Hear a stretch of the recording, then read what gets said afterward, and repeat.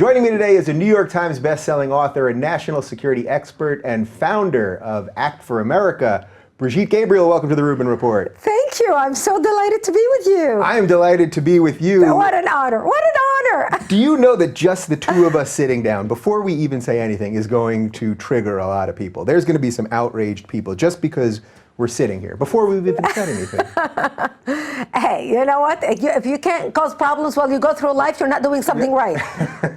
Indeed. So you have caused some problems for some people. I find you to be on the right side of most stuff, and someone that's doing it with a bit of a sense of humor and attacking the right people. And we have some enemies in common who we'll get to shortly. But first, let's just start with your story. You grew up in Lebanon. People don't know much about Lebanon. Tell me a little bit. No, they don't. And this is why I am so passionate about this issue, because terrorism affected my life personally in Lebanon. You know, people ask me all the time, Brigitte, where does this passion comes from? And I tell them, because terrorism changed my life. I was born into a country, Lebanon, that used to be majority Christian country when I was a child. Mm-hmm. We were open-minded, we were fair, we were tolerant, we were multicultural. We prided ourselves on our multiculturalism. Yeah. We had open border policy. We welcomed everyone into our country because we wanted to share with them the westernization which we had created in the heart of the Middle East. Muslims used to send their children to study in our universities. They graduated and worked in our economy because we had built the best economy in the Middle East. Yeah, didn't they call Beirut was the Paris of the Middle East or something? Paris of the Middle East, yeah. Exactly. Yeah. Unfortunately, all that began to change as the Muslims became the majority and the Christians became the minority. And that's when my life changed. I remember we used to go to Beirut for Christmas to visit with the rest of my family. I lived in the south with my parents. And we stopped going, and I would ask my father why we're not going to the family for Christmas or Easter. And he would tell me, well, we decided to stay home this year. And I couldn't understand, you know, why we decided to stay home. You have to understand I was an only child to an elderly couple. It was very boring. And then I later learned that the reason why we stayed home is because the radical Islamists and Palestinians would set up a fly-by-night checkpoint and would stop cars traveling. And they would ask people for their IDs when they would stop them. Mm-hmm. And in Lebanon, our religion is written on our national ID. You are either a Christian, a Muslim, or a Jew. Mm-hmm. So when they find out that you are a Christian, they would get everybody out of their car and shoot them in cold blood. It became known as identity killing at the time. Mm-hmm. Thomas Friedman talks about it in his book From Beirut to Jerusalem. Yeah. That changed our lives. But really the turning point was in 1975 when radical Islamists blew up my home, bringing it down, burying me under the rubble wounded, as they shouted, Allahu Akbar. You were about 10 or something, 10 years old. I ended up in a hospital for 2.5 months. And as I laid in a hospital bed going from surgery, one surgery to another, I would ask my father, why did they do this to us? And my father would tell me, because we are Christians, the Muslims consider us infidels and they want to kill us. So I learned since I was a 10-year-old little girl that I am wanted dead simply because I was born into the Christian faith. Yeah. Whether I practiced it or not, it was irrelevant in my enemy's eyes. Yeah. And that's why people in America don't understand. They think, when people say, especially from the Middle East, you know, I'm a Christian or I'm Muslim. In America, they think, well, I'm a Christian only if I'm a practicing Bible thumper, holy roller, speak in tongue, that makes me a Christian. Right, right. Well, for us in our region of the world, whether you're practicing or not, you belong to the Christian race or group. Yeah. And that's why they want to kill you. It doesn't matter whether you practice your religion or not. Right, even though, of course, a religion isn't even a race, but you're saying it that way to illustrate the point that for them it doesn't matter. Group. Yeah. In other words, if your grandparents were Christians, it doesn't matter if you have been 2-generation atheists. You are a Christian. Yeah. That's how your enemy looks at you. ISIS, Al-Qaeda, all these terrorist organizations, all these radical, devout Islamists look at you, look at America as a Christian nation.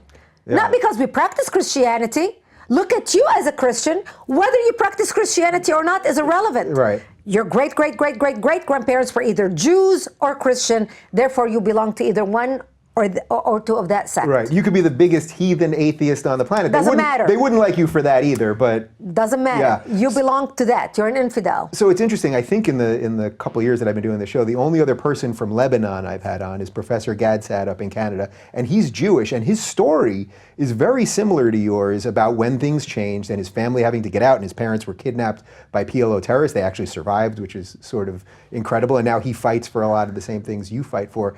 I'm curious though, when Islam was increasing in Lebanon, because we now see this in Europe and partly what's happening all over the world, were people talking about it? Was your family, like, what were the moments that they thought, there's something culturally happening here that it's not the same? We were afraid. I was a child. I was 10 years old when the war started. Yeah. But I remember my parents trying to hide. And I remember hiding with my parents in the basement or trying to flee our neighborhood before we lived permanently in the bomb shelter. Yeah. Because, I lived in a bomb shelter underground for 7 years of my life, from the age of 10 till the age of 17, hiding to survive. But we went through a period of about 6 months. We would flee our home in the middle of the night and run downtown to hide at my cousin's home. And we would hide. They had a basement where nobody could get to it. Mm-hmm. And we were afraid because we knew that our Muslim neighbors were turning against us. People who we would used to barbecue with the weekend before were all of a sudden massacring us the next weekend. Yeah. So everything changed so fast, and you didn't know how to. It's not that you didn't know who you can trust, because enemy turned against neighbor, neighbor turned against neighbor. Yeah. Once the call of Islam, once the call of jihad was declared, because Lebanon was immediately divided in two sects. Mm-hmm. The Muslims, once the call of Islam was declared, especially with the Palestinians, all the Muslims went with the Palestinians, and literally the army split, and they took from the military bases, whoever drove a tank, the Muslims took it home with them, literally, home. Jeez. And the Christians took whatever weapons they can have and whatever tanks to protect ourselves. And this is how the country became divided. And that's when we started realizing we were different. So in the midst of all this war, you had a really strange experience with some Israelis that kind of changed your feelings on things. Can you talk about that a little bit? Absolutely. When I was a child, when the war broke out, even when I was a child going to school, we were taught that Israel is the enemy. Now, at my home, I was never taught hate, because we're Christians. We don't teach hatred. Yeah. Plus, we have more things in common with the Jews. I mean, we share the same Bible, so it's different.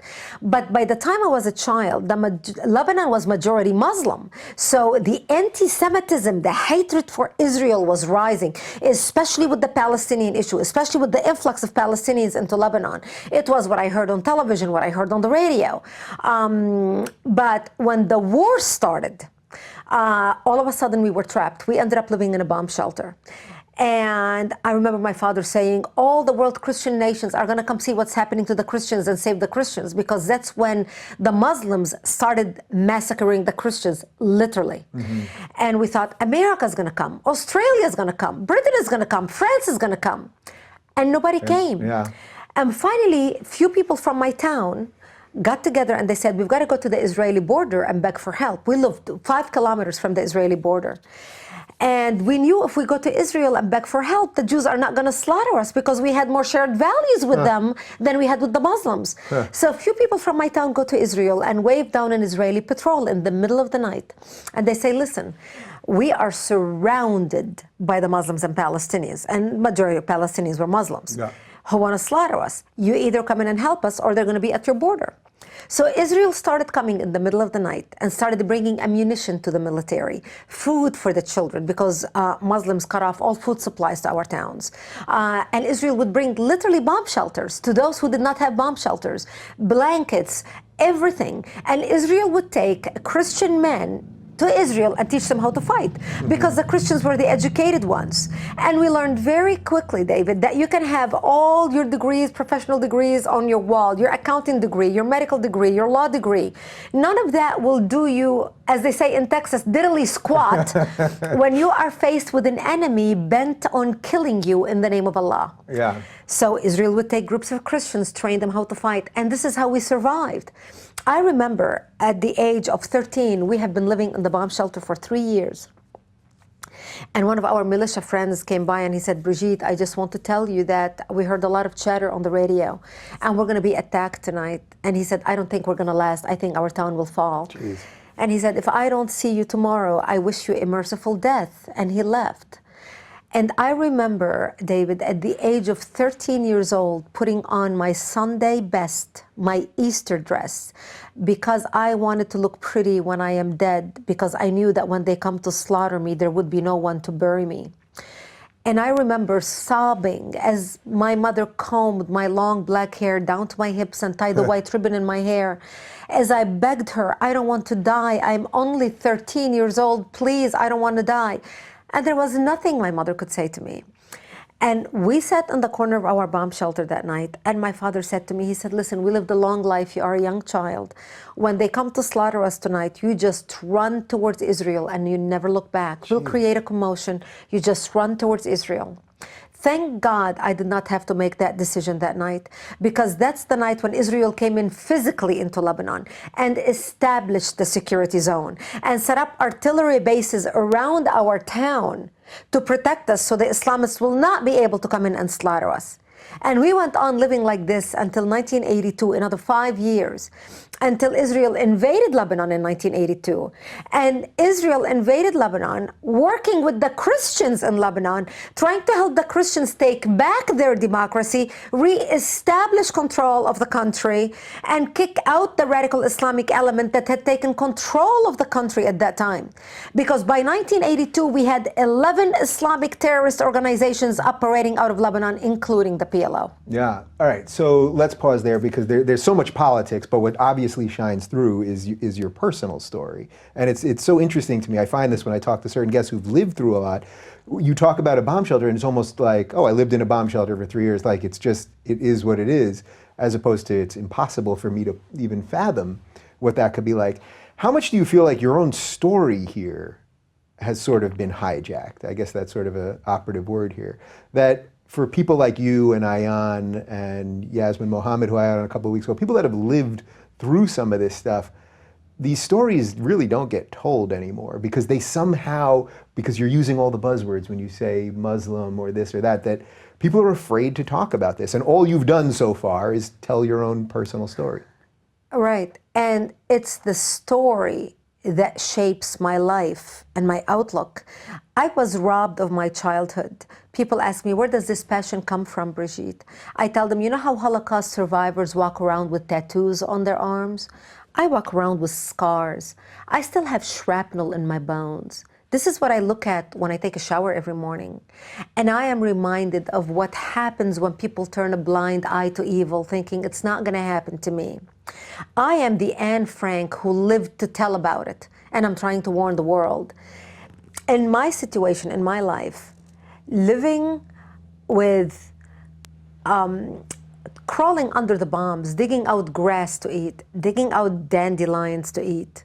One of my job, if you want to call it jobs, in the bomb shelter we lived with my parents. It was only me and them in this hole 6 feet underground, no sunshine, always in the darkness, mildew on the walls, literally white mildew covered the walls, and we would sit there, dirt floors. And one of my jobs was breaking chickpeas, old dry chickpeas that my mother would soak overnight in water, because we didn't have any food other than whatever Caritas would bring a box of food. And I remember they had bugs in the chickpeas, and my job was to break the chickpea in half and with a little needle take the bugs out and put them on the side of the dish so we can eat the chickpeas. I remember sleeping, I had long hair, and I remember as a child, people see me today and they think this glamorous lady, and they think, oh wow, what a life, you know. They don't realize what carved the character of the person you see today. I remember as a child sleeping on the floor on the dirt and getting lice in my hair.